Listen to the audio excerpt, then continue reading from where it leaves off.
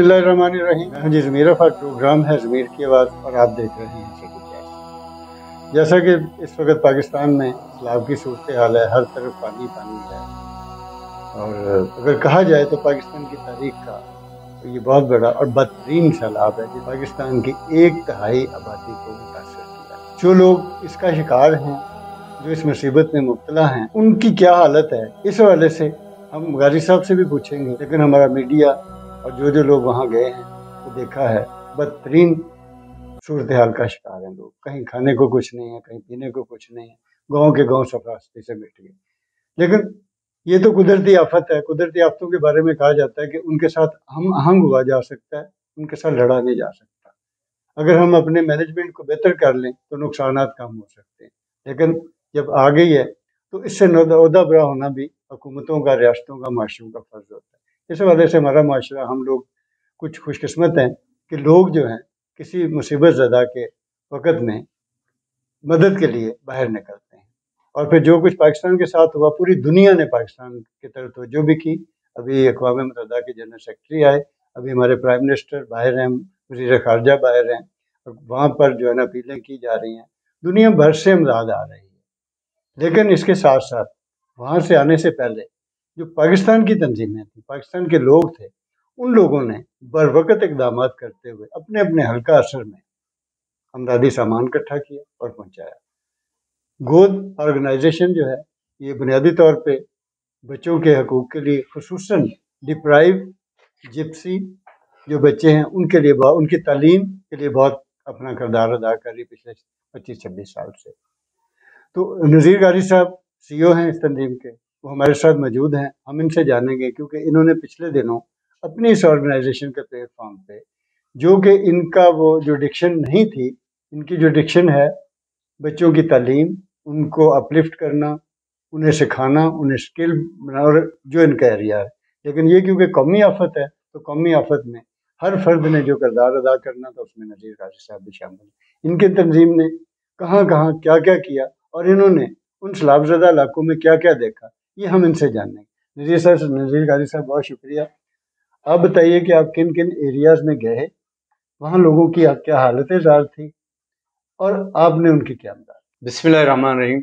बहुत शुक्रिया जी अफाकी साहब कि आज पूरी कौम जो है ना इस बहुत बड़े साना से जो है ना गुजर रही है, और हम सब लोग उन लोगों को बचाने के लिए, उनकी नीड्स को पूरी करने के लिए जो है ना पूरी कौम, और इस कौम का हर तबका, चाहे वो मीडिया हो, हमारे सिविल सोसाइटी हो, हमारे दूसरे लोग हों, सब लोग इसमें दूसरे जो मुतासर लोग हैं उनके साथ खड़े हुए हैं। आज भी आप बाज़ारों में, सड़कों से कहीं से भी गुजरें, स्टॉल लगे हुए हैं और लोग वहाँ पे भरपूर सपोर्ट जो है ना अपनी वो कर रहे हैं। और डेफिनेटली यहाँ से वो चीज़ें इकट्ठी होके वो मुतासरीन तक पहुँच रही हैं। जहाँ तक रही बात गोद की, हम जब से गोद बना है और जब भी डिजास्टर और कौमी अपना कोई भी आफत जो है ना आई है पाकिस्तान में, हमने उसमें काम किया है। चाहे वो अर्थक्वेक ले लें, 2010-11 का फ्लड ले लें, और जो IDPs का एक सिलसिला था वो ले लें, हम कहीं पे भी हम पीछे नहीं रहे। हमने हर उस मौके पे जाके कोशिश की है कि अपना छोटा मोटा रोल जो है ना वो अदा करें और लोगों के साथ खड़े हों, उनको हिम्मत बंधाएं। इस सैलाब में जो हमें सबसे पहले जो न्यूज़ आई, वो जो हमारे दोस्त और हम ख्याल लोग KP में मौजूद हैं, सवात और अपर सवात के इलाकों में, उन लोगों ने हमें बताया कि यहाँ पे ये बहुत, और हम फौरन वहाँ पे रैपिड असेसमेंट के लिए पहुंचे और हमने चीज़ें देखी। और अल्हम्दुलिल्लाह हम जो है ना 2 जगह तकरीबन कोई 400 लोगों की 400 फैमिलीज के लिए जो है ना वो राशन और दूसरी सपोर्ट जो है ना वो करके आए हैं। फौरी ज़रूरियात जो उनको इस वक्त चाहिए, और उनमें से हम सवात की तहसील मदीन है वहाँ पे, और UC अतरोड़ ये अपर सवात में आती है। और जाहिर है कि ये जो सैलाब जहाँ से शुरू हुआ और भी आगे है जहाँ से ये चीज़ें हुई, लेकिन वहाँ पे हमने जाके देखा कि गांव के गांव सफा हस्ती से मिटे हुए थे। इतने मजबूत और जबरदस्त जो पुल थे दरिया के ऊपर, उनका नामो निशान नजर नहीं आ रहा, वो बिल्कुल मिट गए। रोड जो है ना वो आपको नजर नहीं आ रही है, और किस तरीके से इस वक्त वहां पे कम्युनिकेशन और लोगों का जो है ना आना जाना है, ये इंतहाई मुश्किल जो है ना काम है। और इसको हमने वहां से जो है ना ये देखा है कि वहां पे लोग किस तरीके से जो है ना इस वक्त, और अभी मैं आपको बता दूं वहां पे जो करंट नीड्स बन रही हैं खाने पीने के अलावा, चूंकि अब वहां पे मौसम सर्द हो रहा है और वहां पे टेम्परेचर आहिस्ता आहिस्ता जो है ना वो गिरता जा रहा है, तो उसमें उन लोगों को सख्त गर्म कपड़ों की जरूरत है, गर्म खानों की जरूरत है, गर्म मशरूबात की जरूरत है, और वहां पे बिस्तरों की बहुत बड़ी तादाद में जरूरत है, ताकि वो लोग उस सर्दी से बच सकें।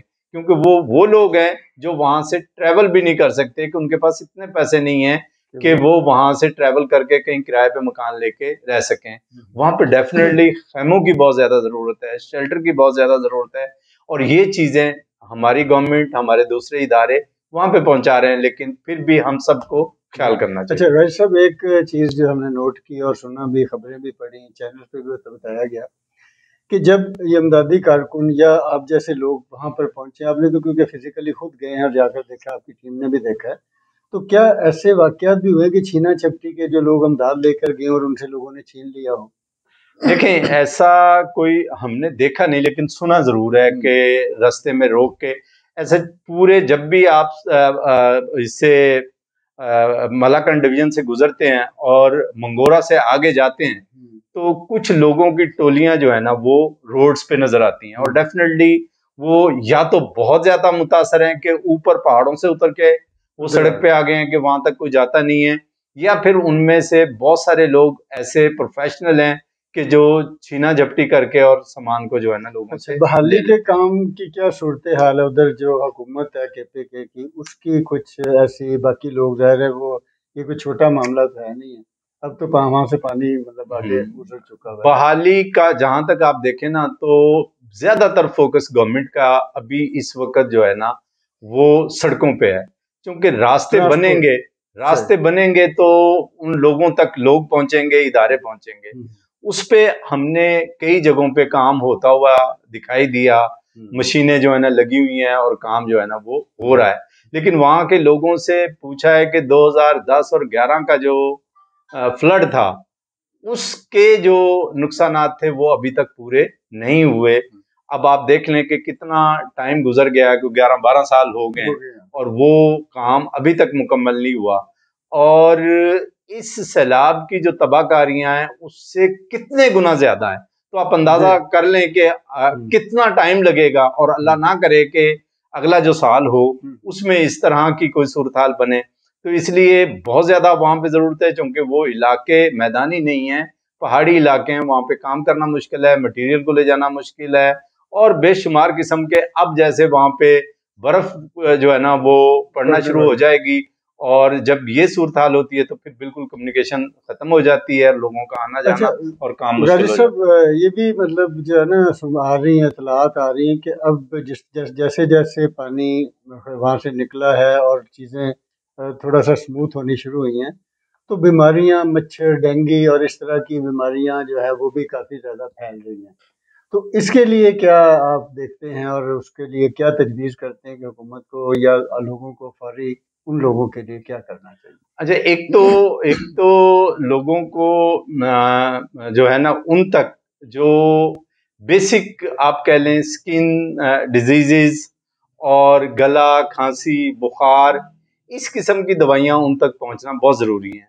गवर्नमेंट ने अपनी डिस्पेंसरियां भी आर्जी कायम की हैं, तो उन जो वहां पे मुतासरीन हैं उनके लिए भी ये मैसेज है कि वो उन डिस्पेंसरियों तक जाएं और वहां से दवाई लें। लेकिन ये जो स्किन के और इस किस्म के ज्यादा प्रॉब्लम है, ये KP या सवात में कदरे कम है, लेकिन ये बहुत ज्यादा है हमारे साउथ पंजाब में और सिंध में, जहां पानी अभी खड़ा हुआ है। और चूंकि जो सवात, अपर सवात का जो इलाका है, वहां से पानी बहुत तेजी के साथ, बल्कि कई मन पत्थर, बड़े बड़े पत्थरों को वो लेके उठा के अपने ले साथ आ जाता है। बड़ी स्पीड और बड़ी पावर स्पीड है। होती है वहाँ पानी में। वैसे तो वहाँ अब पानी आपका अगला लाएमल क्या है? आप और यानी कि इधर से तो आप हुआ है, अब आगे आप किस तरफ जाना चाह रहे हैं? देखें, अभी हमारी स्ट्रेटेजी एक तो ये है कि हम लोगों को गर्म कपड़े पहुंचाएं, चाहे वो साउथ पंजाब हो या केपी हो, और ये हम काम करें। और सिंध, चूंकि बाईस आहिस्ता सिंध में काम बहुत ज्यादा है, सिंध की तरफ भी हमारा इरादा है जाने का। लेकिन जो खास हम काम कर रहे हैं, चूंकि हम चाइल्ड राइट्स फोकस ऑर्गेनाइजेशन है, लिहाजा हमने जो अब डिजाइन किया है अगला प्रोग्राम, उसका हमने नाम रखा है थिएटर फॉर स्माइल। और थिएटर फॉर स्माइल में हम कोशिश करेंगे फैमिलीज और बच्चों के चेहरों पे मुस्कुराहट लाएं, उनको थोड़ी देर के लिए खुश करें। वो एक जो खास ट्रॉमा के अंदर हैं, खास एक कैफियत में इस वक्त हैं, उस कैफियत से वो बाहर निकलें और उनकी स्कूलिंग शुरू हो। उसको उसमें हम बैक टू स्कूल भी हम कर रहे हैं, और उन हेल्थ के जो है ना कोई पैकेजेस हैं बच्चों के, वो भी हम उनको दे रहे हैं। और सैनिटाइजर कह लें कि जो हेल्थ एंड हाइजीन की एक खास किट है, वो हम बच्चों को दे रहे हैं।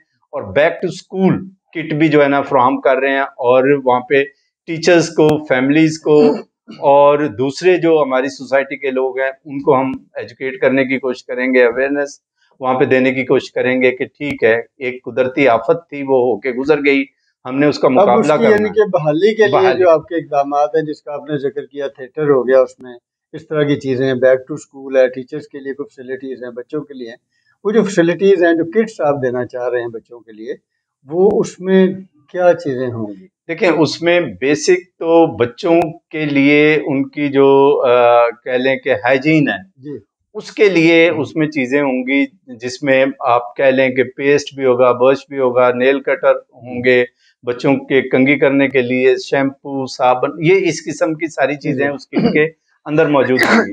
लेकिन जो दूसरी बैक टू स्कूल हम किट कह रहे हैं, उस किट के अंदर बेसिक जो है ना लर्निंग मटेरियल होगा, जिसमें कम से कम जो है ना कापियाँ कुछ होंगी, कलर पेंसिल, रबड़, ये चीज़ें जो जिनको वो लेके, और एक बैग होगा, और कुछ उसमें बेसिक किताबें जो है ना वो डली होंगी, ताकि वो बच्चे स्कूल जा सकें। टीम में वो लोग भी होंगे जो जाकर बच्चों को थोड़ा बहुत यानी अपलिफ्ट करेंगे, कुछ पढ़ाएंगे, टीचर की ट्रेनिंग करेंगे, या बच्चों को कुछ सिखाने के हवाले से, इस तरह के लोग भी आपकी टीम में? देखें, डेफिनेटली उसमें जो है ना, ये मैंने बताया, बच्चे, टीचर और फैमिली, अच्छा, इन तीनों लोगों के लिए एक फुल डे हम वहाँ पे जस्ट लाइक जैसे एक कोई छोटा फेस्टिवल होता है। और उस फेस्टिवल के अंदर मुख्तलिफ गेम्स हो रही होंगी बच्चों के साथ, टीचर्स के साथ सेशन हो रहे होंगे, फैमिलीज के साथ सेशन हो रहे होंगे, जो एक्सपर्ट फैमिलीज को इसमें बच्चों को कैसे रखा जाता है, इस किस्म के मौके पे उनका ख्याल कैसे रखा जाएगा, उनकी प्रोटेक्शन कैसे इंश्योर होगी,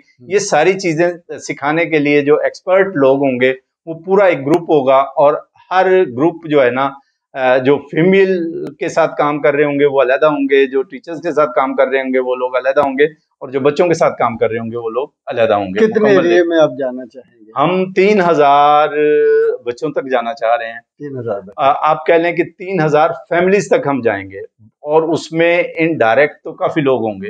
अब 3000 फैमिली, अगर हम फैमिली साइज 6-7 का भी लगाएं तो वो 7000 लोग हो जाते हैं, और 3000 को हम दें तो तकरीबन 21-22 हजार लोगों तक हम जाने की कोशिश कर रहे हैं इंशाल्लाह। तो वो पैकेज एक ऐसा होगा कि लोगों को फिर दोबारा मेन स्ट्रीम में लाएगा, अपनी जिंदगी में वापस लाएगा, और लोग जो है ना वो काम करेंगे। इसके अलावा हम एक बहुत ही लो कास्ट हाउसिंग स्कीम पे भी कोई काम कर रहे हैं।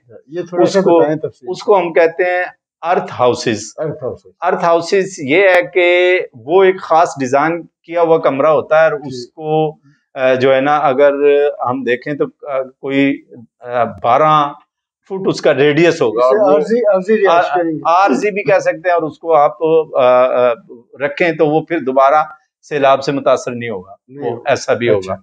वो मतलब राउंड में होगा, और उसकी हाइट होगी कोई 10 फीट उसकी हाइट होगी। उसमें जो आम एक शॉपर होता है, बैग आप कह लें, प्लास्टिक बैग, उसके अंदर मिट्टी जो है ना डाली जाएगी, खुश्क मिट्टी, और उसके जरिए उसको जो है ना वो बहुत जल्दी से जो है ना उसको तामीर किया जाएगा। और फिर उसके अंदर भी और बाहर भी एक जाली लगेगी और जाली के ऊपर जो है ना आप कह लें गारा या सिमट या कोई उसकी लेप कर दी जाएगी, ताकि मच्छर और नहीं नहीं वो मुकम्मल दीवार होगी और बड़ी मजबूत दीवार होगी। अच्छा। उस दीवार को वो जाली जो है ना आगे पीछे नहीं होने देगी। उसके ऊपर सिमट भी हो सकता है, मड से भी उसकी लिपाई जो है ना हो सकती है। तो वो एक जो है ना आइडिया कहीं से हमारे पास आया है, उसको इम्प्लीमेंट करने की कोशिश करेंगे।